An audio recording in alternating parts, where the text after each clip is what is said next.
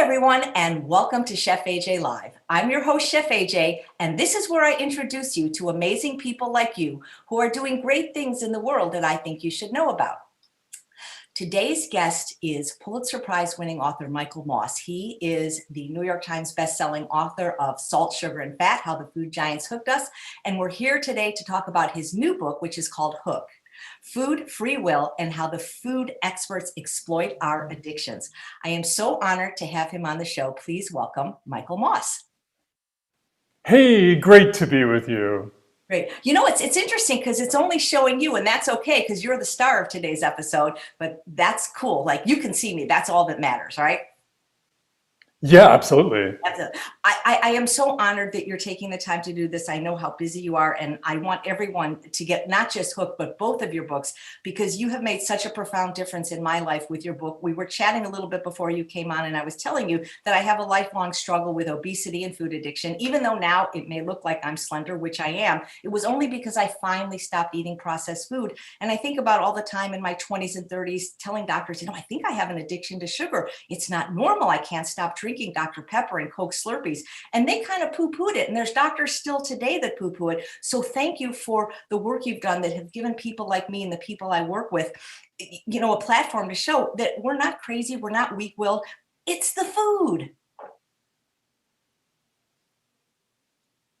Yeah, and while I talk, if you want to go into split screen mode, because I'm sure your viewers want to be seeing you as well. That's right. If they're just looking at, I usually don't wear makeup except when we have a really important guest. Yes.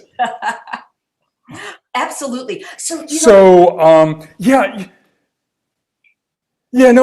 just tweeted this morning that, if you think that overeating is our fault, I'd highly encourage you to read the latest book of mine. I'll just show it to everybody so they know what the cover looks like. It has this fantastic cover that Random House did, and it's actually how the food giants exploit our addiction, because that's what we're talking about, is that this is not our fault. This is sort of the deliberate engineering and actions by these gigantic food companies who know how to tap into our most basic biological instincts to get us to not just like their products, but to want more and more of them.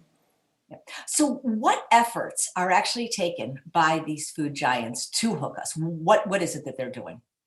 Yeah, and I should say too, that if we had had this conversation 5 years ago and you had suggested to me that Oreos could be as addictive as heroin, I would have thought, are you kidding me? But 5 years later, doing the research for this book, meeting the scientists that I met and getting the internal documents from the processed food industry that I was able to, has completely turned around and left me with little doubt that in many ways, these food products we're calling ultra-processed food or convenience food, I like to call it fast groceries for reasons we'll talk about, can be even more problematic than smoking, alcohol, heavier narcotics. And the reason is, and this is really key, is that the food companies are tapping into our natural biological instincts that draw us to food, which was never a problem until 50 years ago when the food industry changed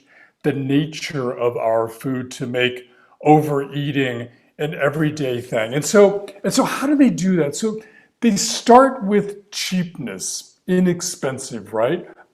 Knowing that we, our forebears, became hooked on inexpensive food as a matter of saving energy, right? If you're in a hunter-gatherer society, it just makes sense that for dinner, you're not going to chase down the impala if there's an aardvark sitting right there. You can just pick up and grab, right? And so the food companies have at their beck and call these chemical laboratories that mix and match the ingredients for their formulas with one overarching goal, which is to reduce the cost of their products, knowing that if they can shave 10 cents off the price of a package of toaster breakfast pastries, our brain, our historic brain going way, way, way back, will get really excited by that cost savings.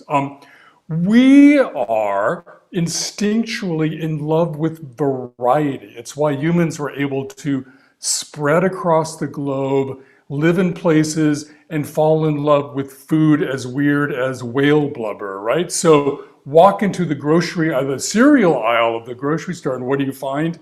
200 varieties of sugary starch cereal, because the companies know we get really excited about variety. And just the third example of how they're getting us hooked on their products is calories. We by nature love calories. We have sensors in the gut, possibly even in the mouth, that tell us how much fuel, how many calories there are in the food we're eating. And for most of our existence, getting as much fuel as possible was a really good thing. Putting on some body fat was a really great thing. It enabled our brains to grow. It enabled us to get through hard times. It enabled us to have more babies. And so what did the food companies do? They're engineering these incredibly dense packages of food with tons of empty calories in them that get the brain so excited. And we can talk about the stop brain versus the go brain, that you basically lose, your ability to exert your own free will over what you're eating. How did you do the research for this book? Was it different than the research you did for your first book, Salt, Sugar, and Fat? Well, it was really tough, and I have to tell you, sorry, I just dropped my book. I was thrown for a loop early on because first I wanted to talk to these scientists who used to study drug addiction, right? And now they've switched over to study food addiction because of the perils. And they're the ones, who are coming up with this compelling evidence that given the food environment, that food can be even more problematic than us. But one of the first neuroscientists I spent time with was Dana Small. She was up at McGill, which is kind of a pioneering school for neuroscience. They've done some incredible things. Scientists at McGill first kind of discovered how dopamine works in the brain and gets us excited and wanting foods. Dana's now at Yale, but she was the first person. How does food people into the you can't move your head or you'll blur the imagery, right? But Dana, being a self-professed chocoholic, realized that she could put a square of chocolate on people's tongue. It would melt as they lay quietly in the scanner, and she could watch how their brains responded on that. But then she did a really clever thing, which is she kept feeding squares of chocolate to the subjects in her experiment until they got to the point where they hated it. They didn't want any more. And that was really a moment for me when I realized that addiction is in our brain. It's not just kind of the food products and the formulas. Some of that is on us. And in a way, the food companies have made us kind of totally unwitting conspirators in their ability to kind of use what's in us to their advantage. So that was the first thing I did, was spend time with scientists who are really trying to sort this out.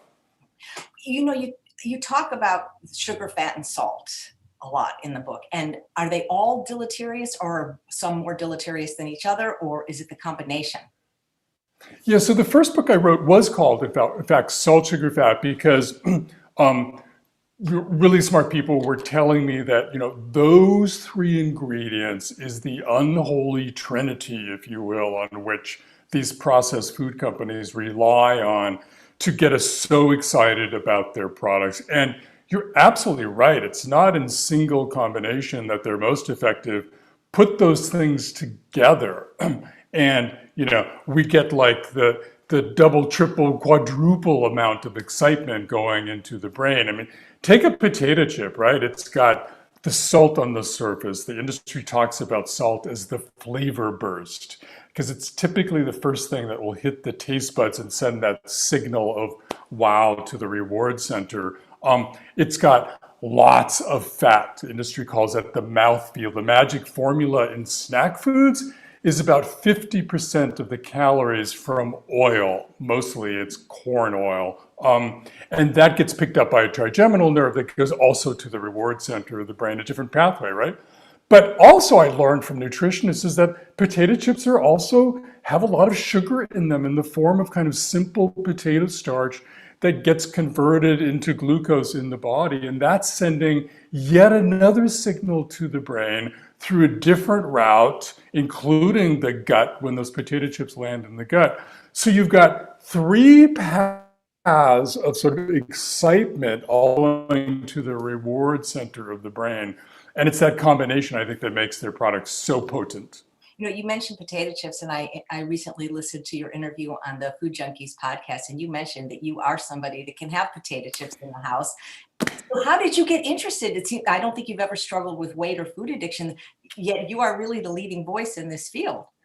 Yeah, look, I mean, and I say that so with trepidation because I know that I'm an exception to the rule for so many people, and I totally get how so many of us can't just eat a handful. I mean, look, Lay's potato chips back in the 60s came up with that slogan, bet you can't eat just one, just kind of like taunting us with their ability to sort of drive us bonkers with their products. So I'm a journalist, I'm an investigative journalist, and oddly enough, I was tormenting the Pentagon during the Iraq War for failing to equip American soldiers with armor. And then I was looking critically at the war on terrorism and how that was encouraging Islamic militants in their recruitment efforts when I got in some trouble in Algeria and I had to come home, and one of my editors spotted this outbreak of salmonella in peanuts being manufactured in Georgia on the Alabama border. And I went down,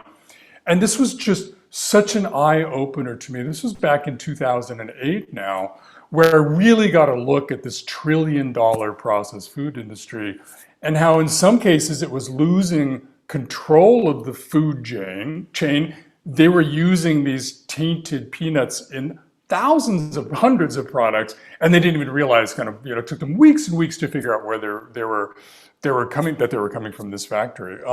But then I also sort of realized that what they were intentionally adding to their products, the salt, sugar, fat, was in some way much more problematic. And in a way, I went from one war in Iraq to another war in this country, because what the public health, aspects of this are better than I do. I mean, at obesity, we're past 42%, even before the pandemic, type 2 diabetes, gout, on and on. And just kind of for other people, because addiction sort of happens on this spectrum. And I think a lot of us who don't, at one end sort of have eating disorders, binging, still are really troubled by our relationship with food. And a lot of us are just kind of missing the beauty and the ritual of home-cooked meals with family, which we used to have before we fell so hard for these convenience foods. Well, one of the things I took notes on your book, which I didn't read, but I listened to twice. You said the hallmark of addiction is the speed within which the substance reaches the brain. That's the definition of soda, which is what I was addicted to, and Slurpees. I mean, that was pretty fast. Yeah, so here's the deal with speed. Speed is one of the keystones of addiction. Scientists discovered that the faster a substance hits the brain, the more apt that brain is to act impulsively on it, right? And so they set about kind of measuring the speed of things that get into the brain, addictive substances. And cigarettes can take as long as 10 seconds to kind of fully activate the brain. Alcohol and narcotics are kind of somewhat less than that, depending on the substance. But then they sat people down and they measured how fast we taste sweet. So they put a little sugar on their tongue and asked people to push a button when they tasted the sweet. And they were pushing that button in less than 1 second, about 0.8 of a second. And the reason is that we are hardwired to be attracted to sweet and salt and fat, right? And so what happens is the sugar doesn't go straight to the brain, it touches the taste bud, which sends the signal of sweetness to the brain. And it happens so quickly that I've started calling many of these products in the grocery stores fast groceries, like fast food, to kind of get at that point that this stuff is happening so quickly to us, and the industry was so good at creating snack foods, which we eat quickly and mindlessly, again, as a way of sort of exploiting our natural attraction to speed. Well, you mentioned that the risk of addiction is as much about the method of delivery as the substance being delivered. Yeah, no, absolutely. The method of delivery, but again, sort of the speed being the key of that, right? So, and the method of delivery with these fast groceries is, you get the package, you rip it open. Look, I've met people, I have gone to, group therapies patterned after Alcoholics Anonymous, and I've seen people stand up and say, "Hi, I'm Joseph. I'm a food addict," and I'm looking at them. They're svelte and trim, and I'm going, "What?" And then they show a picture of themselves and describe how they would drive to the grocery store, and on the way home, their car would become littered with packages as they were kind of mindlessly, compulsively opening up these snackable convenience foods and eating them while they were driving home. And so it's all about sort of the packaging, the presentation, the marketing, the manufacturing, the speed with which the food itself sort of gets into the brain is all about speed.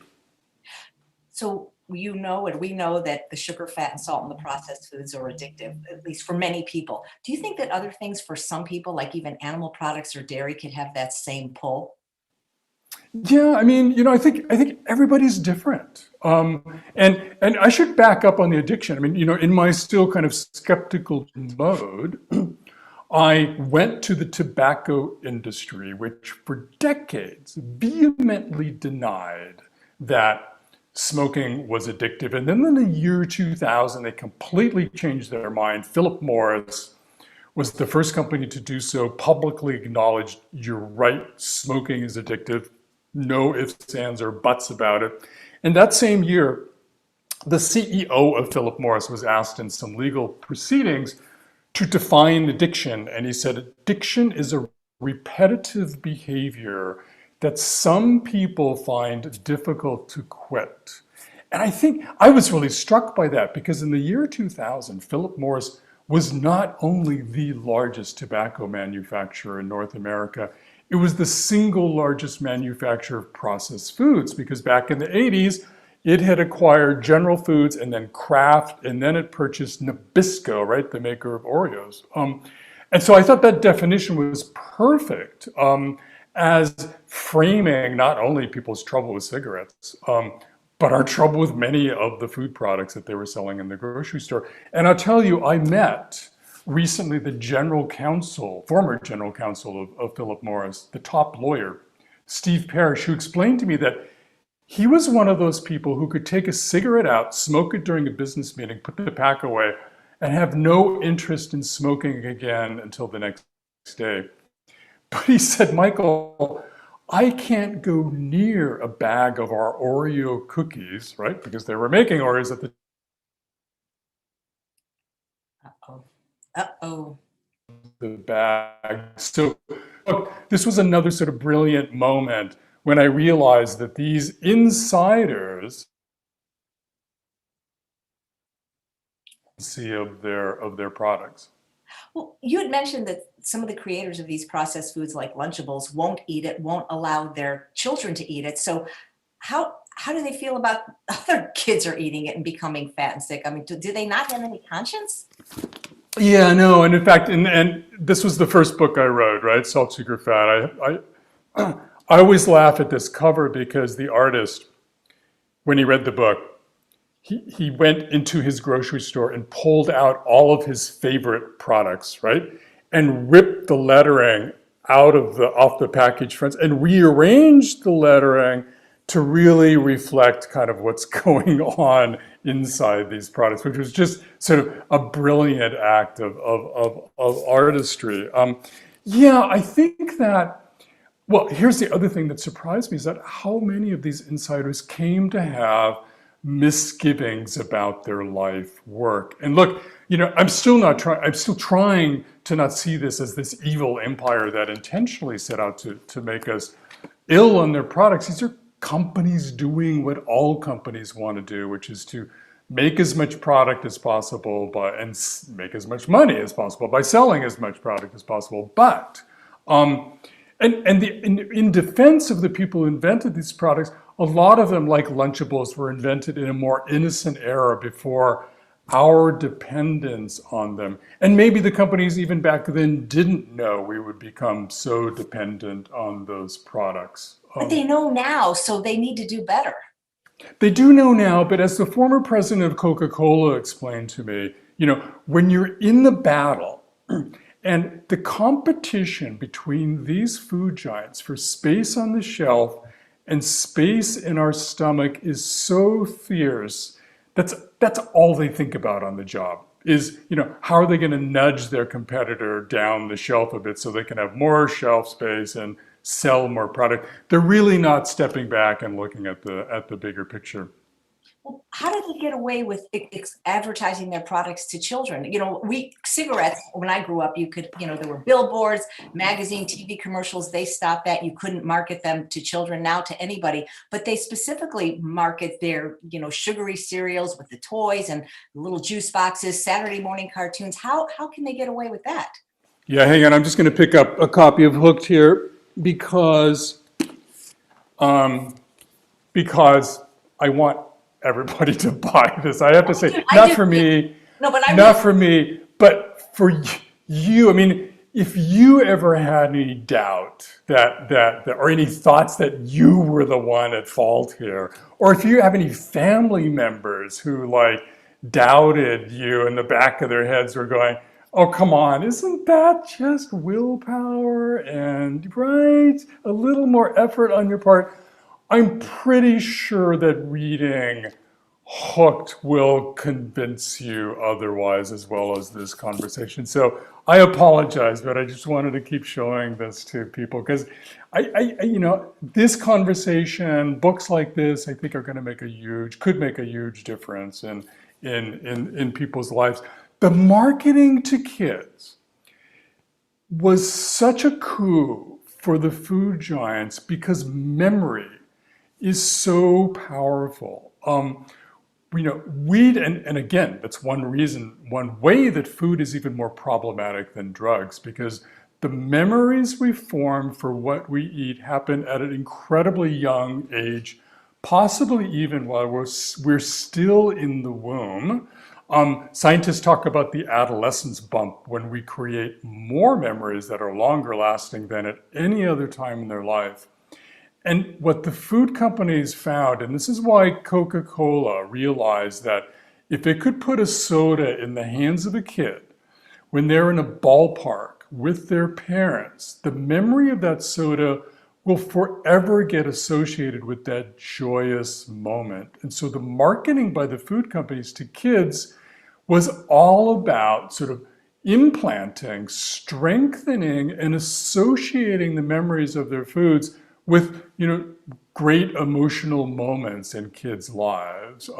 And I have to say, it totally worked on me. I mean, I was a bit of a latchkey kid growing up. I would come home, from elementary school, let myself in the house, and have a Pop-Tart for a snack.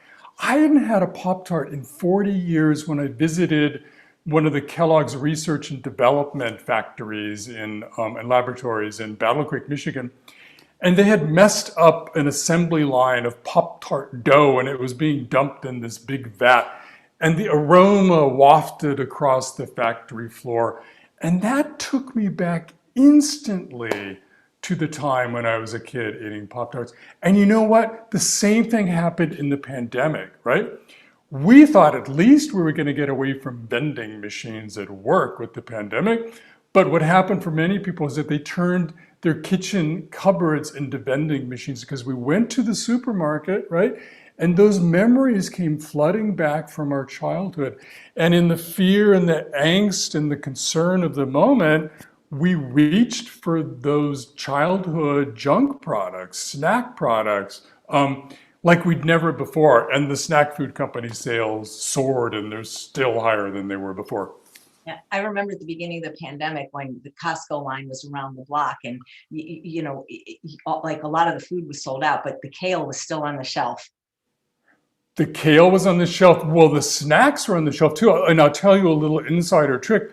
The snack companies realized that when the yeast started running out and the flour, right, because we were like trying to do our own cooking, they realized if they sent their own truck drivers into the store to keep the shelves stocked, then they wouldn't ever run out of chips and candies and crackers and stuff. So you might also have noticed how the snack foods, the fastest groceries, also didn't run out. So we could have all we wanted of those, and we wanted a lot. How does the how do they use variety to exploit us?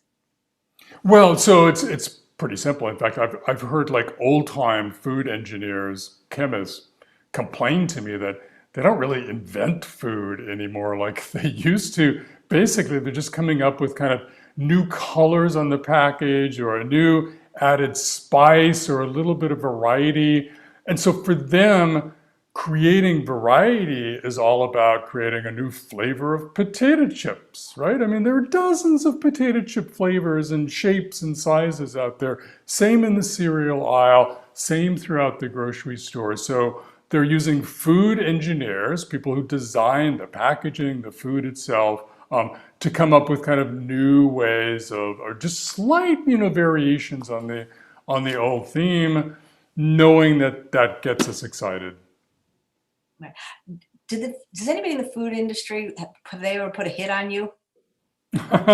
Look, I mean, I suspect they wish I hadn't been born, but I also think, and I know from talking to insiders, that they think my reporting has been tough but fair. And not only that, but the reporting for Salt, Sugar, Fat and the new book, Hooked, is based on their own internal documents and interviews with their own people. So they can't pick a bone with me without sort of picking a bone with themselves. But it's kind of it's even better than that in some ways, because they're starting to awaken to the fact that they've made these things so powerful that we're losing control. And they're starting to do things which kind of seem like they might be good, but we can talk about how those things make it even more difficult to figure out what's good and bad in the grocery store. They're doing things like adding protein to sugary cereal, knowing that nutritionists have identified protein as something that maybe can slow down our appetite and make us feel fuller. But if you're eating a bowl of like sugary starch and there's a little bit of protein there, I don't think it's going to have that effect. Same pattern, they're adding fiber to products, knowing that we think fiber will slow us down.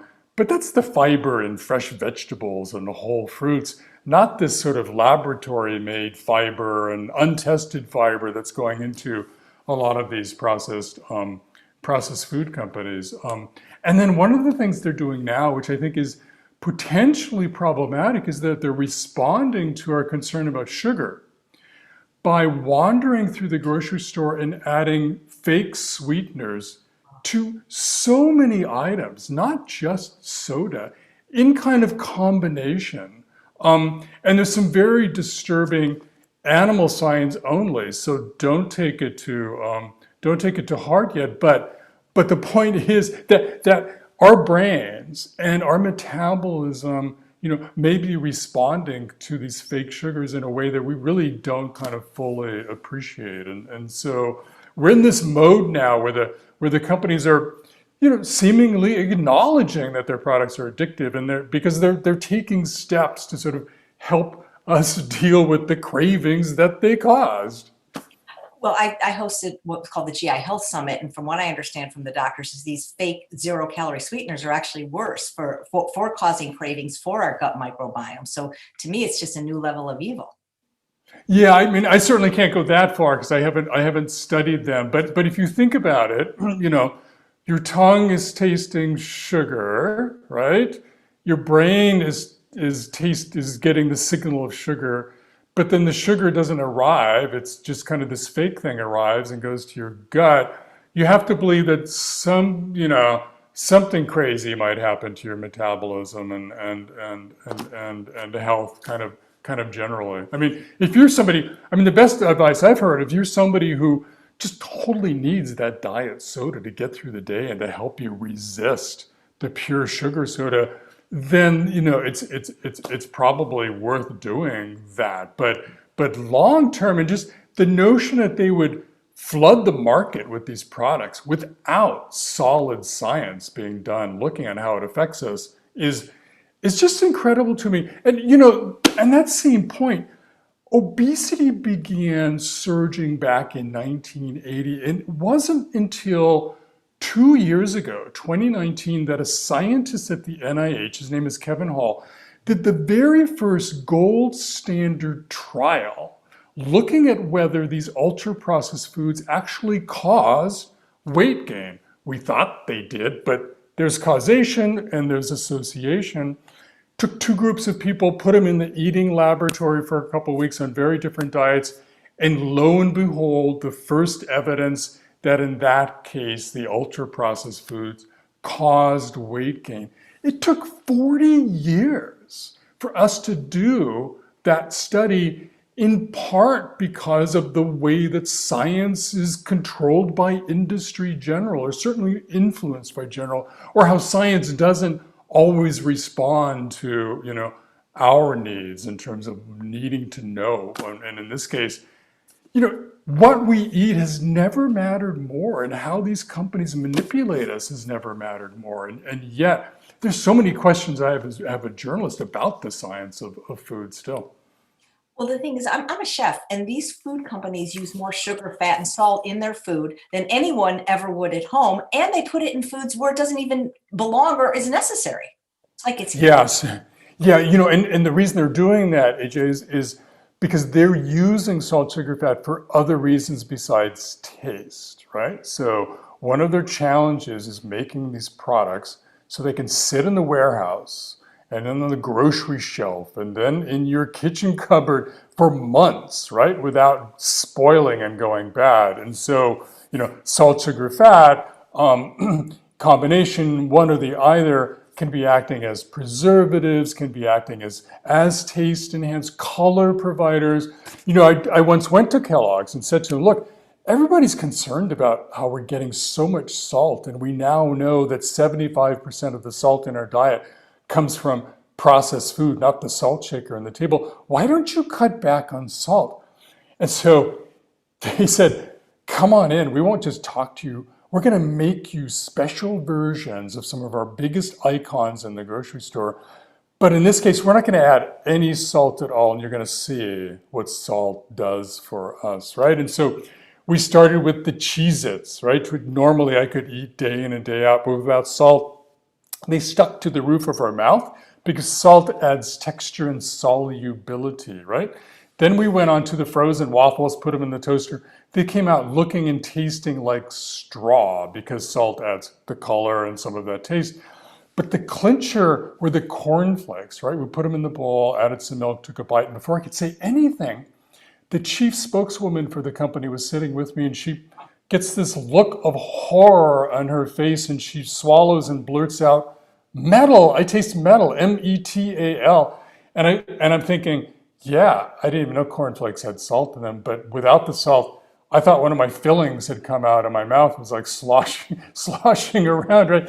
And the chief technical officer, he's sitting there and he kind of chuckles a little bit. He goes, that's, not everybody will taste it, but one of the beautiful things about salt for us is that it will mask some of the off notes, they call them, or bad taste, that are inherent to some processed foods.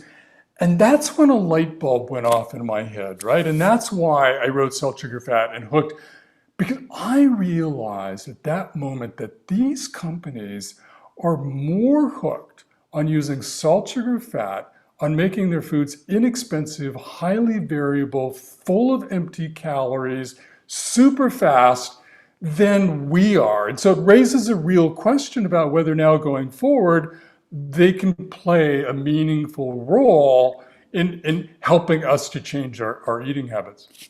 It seems like they get us any way they can. It's not just the salt, sugar, and fat, and now the artificial sweeteners, but what about all these natural flavors you read about? I tried this beverage, and I'm not bashing the company. It's called a LaCroix soda. But I'm a person that's very sensitive to any kind of chemicals. And I thought, this is great. It's a soda and it has no calories. But on the label, it said natural flavors. And I drank one, and I'm not kidding. I drank 11 more. There's something about natural flavors. And I looked into them, and they said it could be an expressed anal gland of a beaver and all these things. And I read a book by Mark Schatzker called The Dorito Effect, that when I have natural flavors in a tea or whatever, it does the same thing to me. It makes me really excited, and it makes me want to eat more. And they can put these in food. Yeah, and again, I go back to the Philip Morris definition of addiction, where they say, repetitive behavior, that some people, these substances don't affect all of us in the same way. Some people can smoke casually, some people can drink casually, some people can use heroin casually without being addictive, kind of in the classic sense. And don't get me wrong, I'm not encouraging anybody to do any of those things. But if anybody hears you, AJ, and goes, well, it doesn't affect me that way, that's why, because our vulnerability to these products can change from person to person, hour to hour, the time in our lives. Natural flavoring is, who knows kind of what's going on in that sense. One of the fascinating things that I find about soda water, and this is sort of gets to the question of like, what can we do now to get unhooked from these companies? Yeah, there you go. You're holding up a bottle of seltzer. So in my house, we're trying to drink less sugary soda. I have two boys who are like walking bliss points for sweetness, right? But they've managed to switch to plain seltzer bubbles. And I started wondering why, how, and it turns out the science on bubbles, on effervescence, is totally fascinating. I mean, researchers don't yet know even how we taste bubbles in the mouth. It's so cool for them to sort of be studying that. But however we taste them or feel them, they're sending a signal of pleasure to the brain that's almost as powerful as sugar, right? Just the bubbles themselves. But here's the deal. And again, one of my sort of other kind of moments of enlightenment in writing about these, crawling through the underbelly of this industry for 10 years now, is that they didn't invent a lot of the stuff that's a problem for us: salt, sugar, fat, convenience, cheapness, calories. They stole those things from us and are now using them against us to our disadvantage. And so what did we have before sugary soda? There was plain seltzer, right? There's a town in Germany called Seltzer where people would sit around for hundreds of years, I think, debating the merits of one plain seltzer versus another plain seltzer. And so what my kids were doing by switching from soda to plain seltzer, they were turning the tables on the companies reclaiming what was ours in the first place, the plain seltzer, and doing that in a way that, oddly enough, kind of empowered them. I want to put in a plug, not just for the book, but the audio book. Because, I don't think you didn't read it, but you have such a wonderful voice. You should read your own books. No, hardly, because the audio person, Scott Brick, is a master of the business. He's done some more than 700. He does big thriller books, right? All the famous authors. And he fell in love with salt, sugar, fat because he was having some health issues that were clearly tied to his proclivity toward eating junk and other stuff. And so he was so into the first book, Salt, Sugar, Fat, and he's read Hooked again too. So you're getting a reader there that's not only a pro, but he's passionate now about what he eats and about changing how he values food rather than letting these companies dictate how they want him to value their food. Well, I loved it. I listened to it twice on audio. One of the things that blew my mind in Hooked was that you mentioned that there was a 2-year-old child in Saudi Arabia that had gastric bypass surgery. I'm wondering, do you believe that not necessarily everyone, but that most people that are overweight or obese suffer to some degree from food addiction? Well, yeah, sure. If you define addiction as a loss of control, and again, go back to Philip Morris, which was the biggest food company at the time, a repetitive behavior that some people find difficult to quit. I mean, food gain and weight gain and obesity can happen very subtly. I mean, just day to day to day overeating in a way you don't really notice. But that in and of itself is a loss of control. And so call it addiction or call it a very, very bad habit. And yeah, I think that's what we're talking about is sort of one group of us and the rest of us have other issues.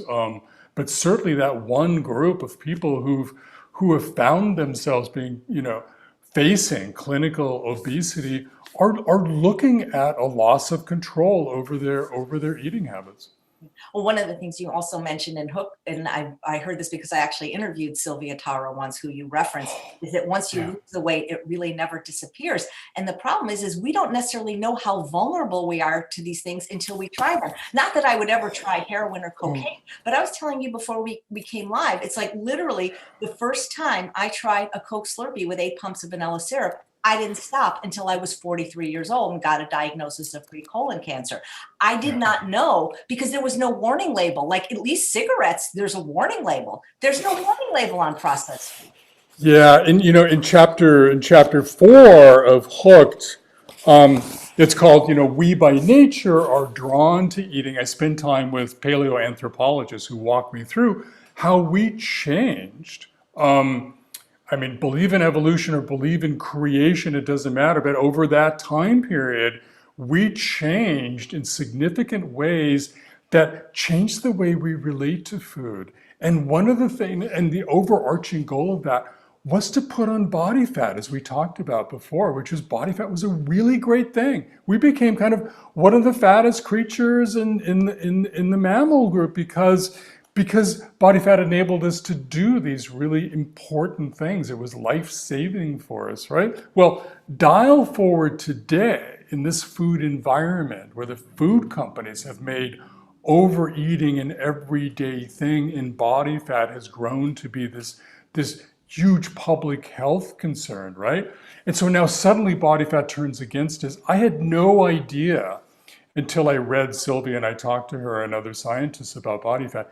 It's body fat is a living, thinking, diabolical, if you will, organ that communicates with the brain and other parts of the body. And its sole mission in life is to keep you from messing with it. So if you go on a diet or change your diet, I should say, to lose weight, that body fat recognizes that, will send to the signal to the brain, causing you to be hungry, where before you were not hungry.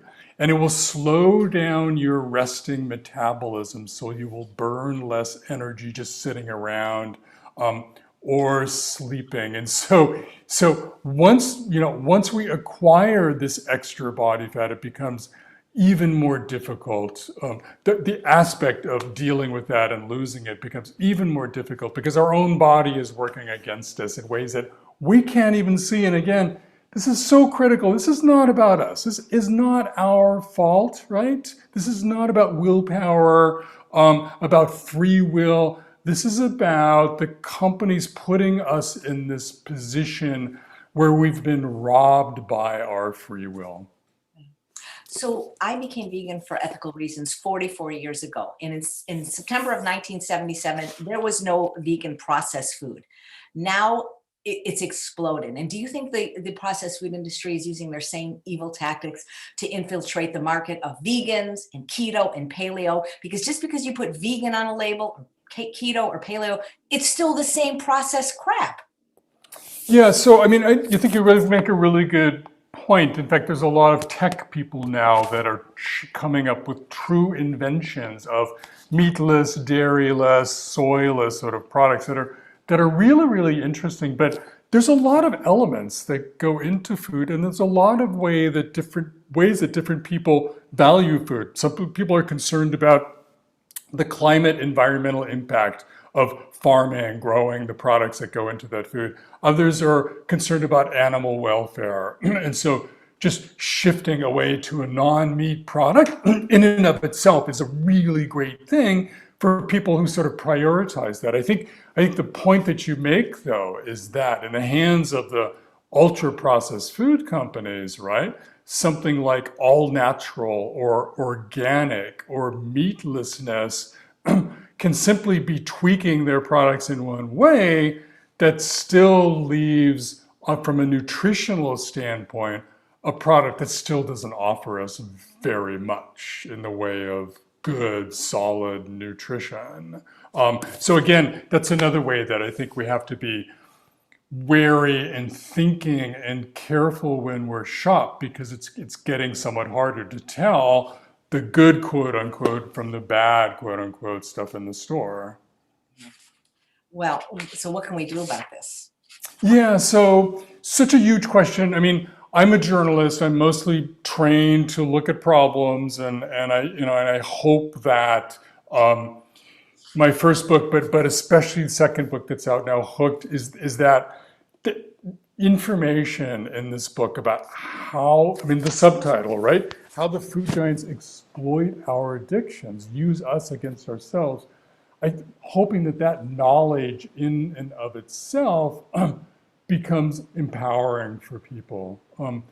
But with the addiction sort of component of this, I think we have to even go a further step and be careful to the point where we plan ahead and think ahead. And so, if your readers, your watchers, listeners are people who get a craving for cookies at 3 o'clock in the afternoon, no matter what their strategy is, whether it's to get up and stretch or call a friend or eat something else better for them, like a handful of nuts, the lesson from the world of drug addiction is they better be doing that at 2:55, because by 3 o'clock, when that craving comes on, it's going to overwhelm and excite the go part of the brain so much that the stop part of the brain, where executive thinking happens and willpower, is going to be put to sleep and won't have a chance to kind of catch up. So I think that's one of the biggest lessons that we can draw from drug addiction, is that, boy, you have to like plan ahead and anticipate and prepare for these moments of losing control. Well, that's why I think environment is so important. And I just recommend people not to buy the stuff in the first place, because I always say, if it's in your house, it's in your mouth. Yeah, but you have to go shopping and you have to walk, and we don't have to watch TV, but we do in the advertisements. I mean, this is another way why food is more problematic. I mean, the food environment is such that it's like being an alcoholic and having to walk into a bar all day long and resist the temptation. Because whether it's advertising or your own memories for eating those, lifelong memories from eating those products that can prompt the go brain, out of thin air to get you excited about eating a product, or walking to the grocery store or opening a menu at so many restaurants. Just that being confronted with those products all day long and even night is what makes it really treacherous. Abstention is a key thing. I mean, it's that, again, sort of people have been able to draw from the world of drug addiction, right? And it's certainly effective, but it's hard when it comes to food. And so I've met people who keep a really strict shopping list. I mean, they don't let go of that when they go in the grocery store. There's so many temptations. But sometimes they'll even go further. I mean, I met a man in Ottawa who lost 180 pounds in 13 months. An incredible thing. He was just kind of fortunate to have the time and the resource to do that. But then the real trouble began, because his body was fighting so hard to put that weight back on.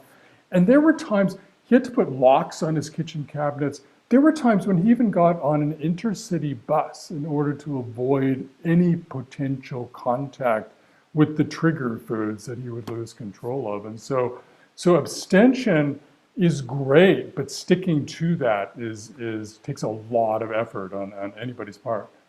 You have groceries delivered now, so you don't even have to go into a grocery store. That could be a really good thing for people. A few of the live viewers are asking if you're familiar with the book, The Pleasure Trap. I'm not. No, tell me about it. Well, we're going to send it to you because the doctors, Dr. Alan Goldhammer, Dr. Doug Lisle, are fans of your work. And Dr. Goldhammer, who does medically supervised therapeutic water-only fasting in Santa Rosa, asked if you've ever heard that what he does, it helps break the addictive cycle to sugar, fat, and salt by putting people on a fast. That's so interesting, and I suspect that sort of, it's in the kind of the category of abstention, but in a way that we can handle, right? We just can't stop eating forever or we will die, right? I mean, that's again one of the problematic things about food. And so I do sort of love these various strategies, looking at ways to kind of work abstention into our eating habits in a way that might, kind of jolt us out of those patterns. Because again, physicians like that are working with people who have a lifelong history of letting these food companies dictate their eating habits. And so changing those habits isn't going to happen easy or quickly. But sort of methods like that, I think, could be potentially really great. So what blew my mind is that, Philip Morris bought up a bunch of processed food companies, and now a bunch of processed food companies are buying up weight loss industries.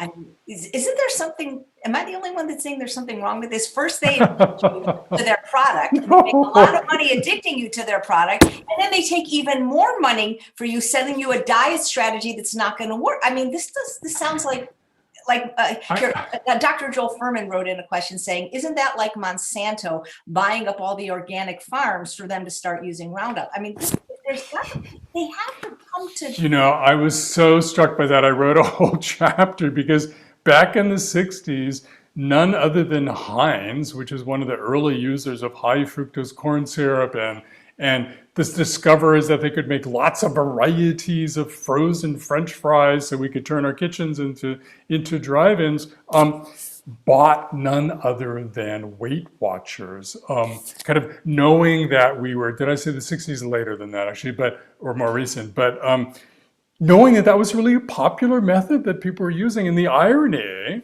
of some of these companies, who are doing things that were making us fat, then turn around and selling us products that, ostensibly could help us lose that weight. I certainly found probably, interesting, ironic, whatever you want to call it. And they weren't alone. So some of the biggest food companies out there, Atkins got bought up by a food giant. The South Beach diet became sort of a branding thing for processed food. And not only that, but they went into the grocery store and began making diet versions of their products. They would sit right next to each other on the shelf, and they really weren't all that different than the full calorie version. I did the math on some of them. It was like, I could hardly notice a difference. But it kind of made us feel better. And so one week we might buy the lean pocket. And then the next week, if we were feeling more stressed or vulnerable, we'd buy the hot pocket and move back and forth. It's a little past tense now because I think even the food giants are realizing that dieting has worked out not so great for so many people that they've kind of even shifted away from even using the word dieting or weight loss. So again, we're kind of in this new era now where they're acknowledging that not only are their ultra processed food products problematic, but their dieting methods are problematic too. And so they're kind of moving beyond that even now. Is there any way to do a class action lawsuit against them or against individuals like, say, Howard Moskowitz? Yeah, well, so one of the things that lawyers have looked at, and I open hooked with the case of a teenager who sued McDonald's for making her overweight. This was back in 2000, 2001. She got slaughtered in court, but she did get some help from attorneys who were able to beat tobacco and win that gigantic settlement from Big Tobacco back in the late 90s. And by introducing kind of the addiction element to her situation. And the judge was really interested in that because he said, look, the companies can argue that, we know what's in their products. All we have to do is read the label. But if there is some element to this that's addictive and we can't see that on the label, that could certainly shed new light on this question of personal responsibility. And I think there's a chance that attorneys could come along now and go after the food industry, not just with an addiction claim, but also with what ultimately led to the defeat of big tobacco and big powerful reforms imposed on tobacco, was going after them not for the health of smoking, but for the cost of treating people whose health was ruined by smoking.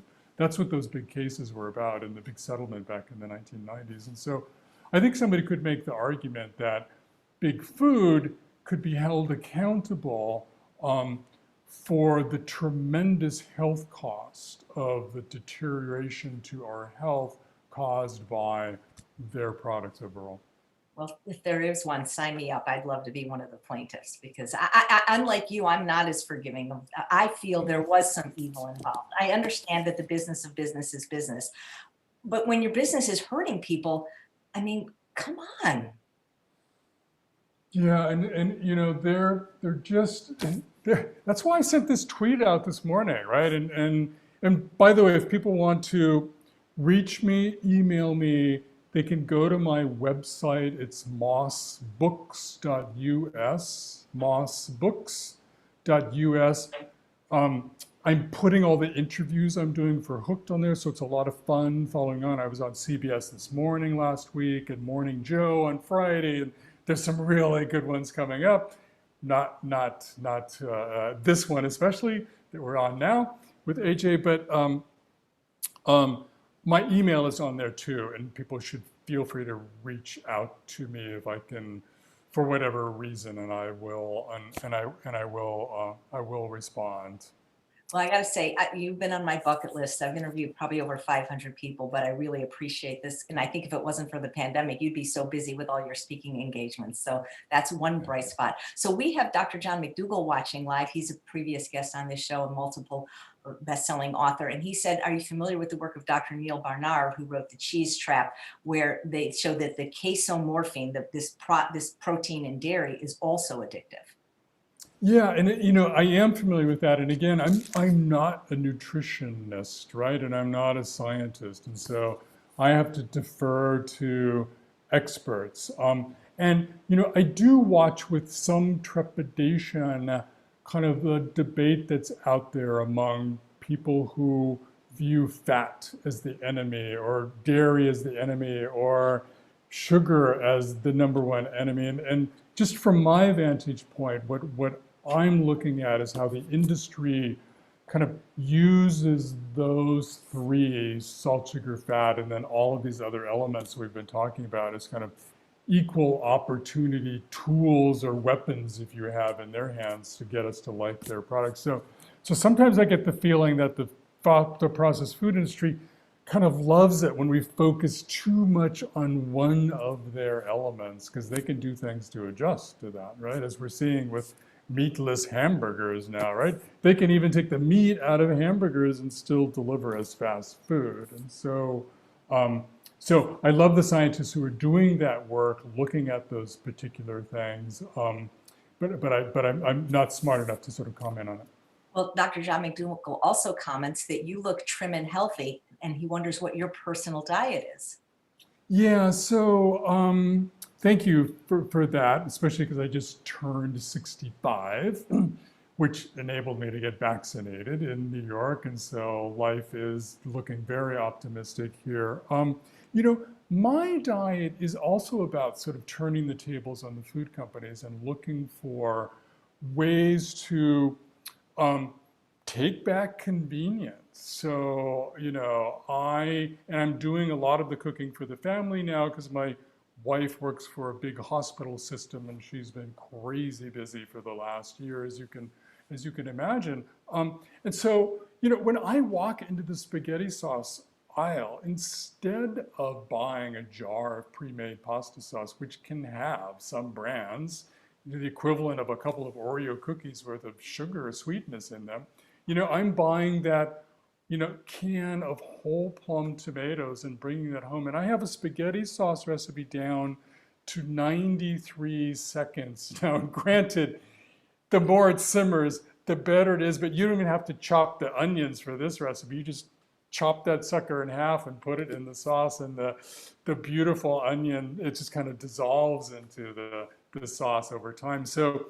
my point being that for me personally, I'm not abstaining from all processed food, but because I'm able to, again, I can reach into a bag of potato chips and get away and get that hand out of there with just one handful.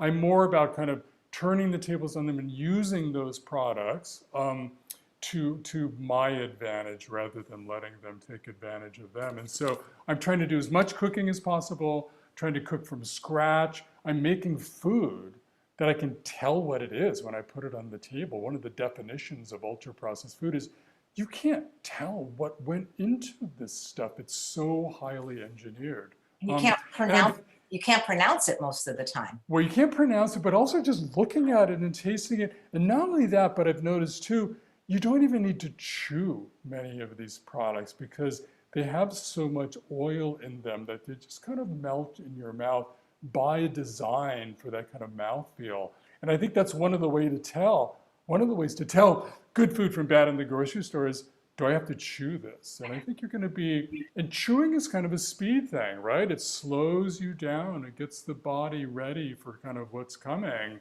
And so I'm looking at cooking foods that we can chew and we can see, and the process of cooking and engaging my kids in that process too. And in a conversation about food, not preaching to them that broccoli is good for you, but just kind of, talking to them about why broccoli doesn't have like the marketing and advertising like TV dinners have and that. Well, it was from your work that I learned about this concept of vanishing calorie density, which I found fascinating because the way I look at calorie density, the work of Dr. Barbara Rolls is what I teach to people to lose weight. That makes sense because we're eating foods that are high in fiber and water that we have to chew. But with this vanishing calorie density, I mean, there's no chewing involved. And so how does the brain even know you've eaten when you haven't even chewed? Well, that was the trick they discovered. And you have to love the language that the processed food industry uses when they're talking to each other about maximizing the allure of their products. They know that when you put something like a cheese puff in your mouth and you press the tongue through the roof, it melts and it sends a signal to the brain which goes, oh, I guess the calories disappeared too. I might as well keep eating. And then they called that the vanishing caloric density, which to them was like a really great thing. Oh my God. So Dr. Doug Lyle asks, what are some of the most important points that you would like the world to know? Yeah, so one, it's not our fault. Overeating is not a matter of free will. We are designed by nature to be drawn to food and to overeat, which used to be, for most of our existence, a really good thing. And the problem is that these food companies in the last 50 years have changed the nature of our food to make overeating an everyday thing. And while they have incredible power, we still have the ability to decide what we want to eat and how much of it. And I think in part by understanding exactly what they're doing to get us hooked on their products and using that to our advantage to turn the tables and take back these things that the companies took from us, whether it's salt, sugar, fat, or convenience, or inexpensiveness, or calories, or fuel, or variety, or color. I think that's where our solution is going to lie long term. Not for people who have overpowering cravings where abstention is the only thing that makes sense for them at that moment, but for the rest of us, and even for them, hopefully at some point in their lives, this sort of taking back control of these products, changing how we value food rather than letting these companies dictate to us how we value food.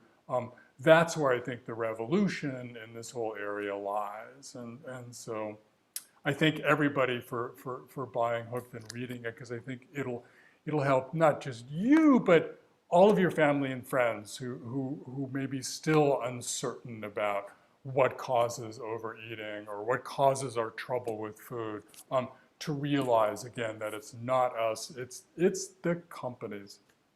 Any chance that we'll ever have a tax on these foods or a warning label? That's what I'd like to see. Just it's they can sell them if they want, but not make them so cheap. That's part of the problem. I think if it was a lot more expensive, there might be fewer users. Just Yeah, I think there's a chance. I think there was some effort, as I recall, in California to put a warning label on some foods. Some cities have actually put a sugar tax, right, on soda.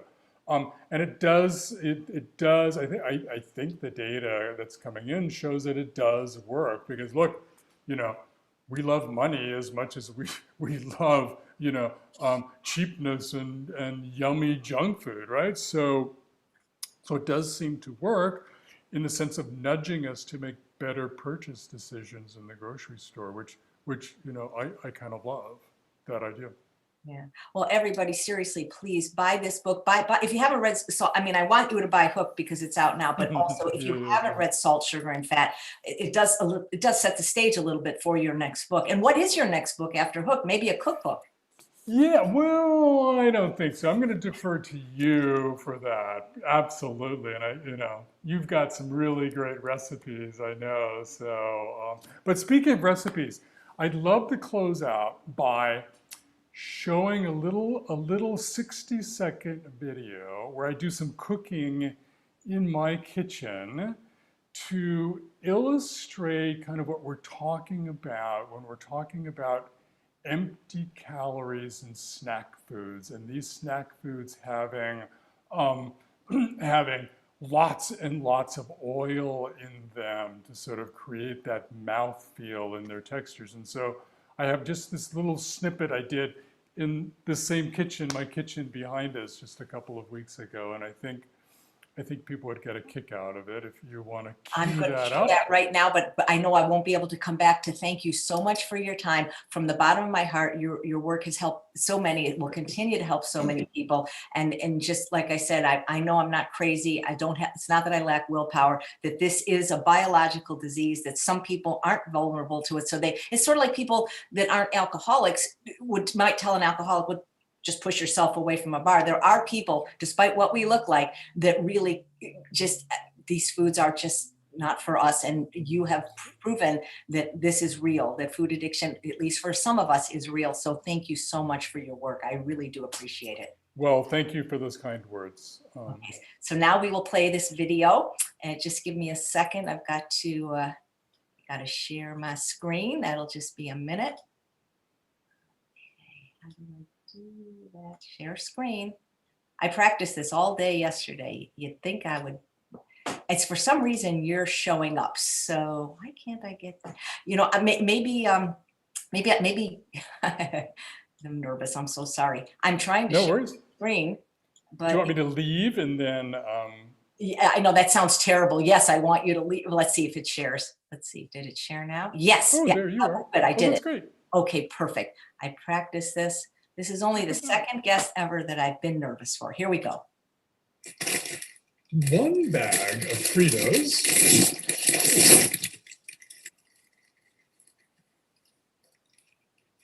1 lighter, and 1 bonfire in the making. I'm Michael Moss, and what's in these? Well, there's corn, and there's corn oil. That's why they're burning.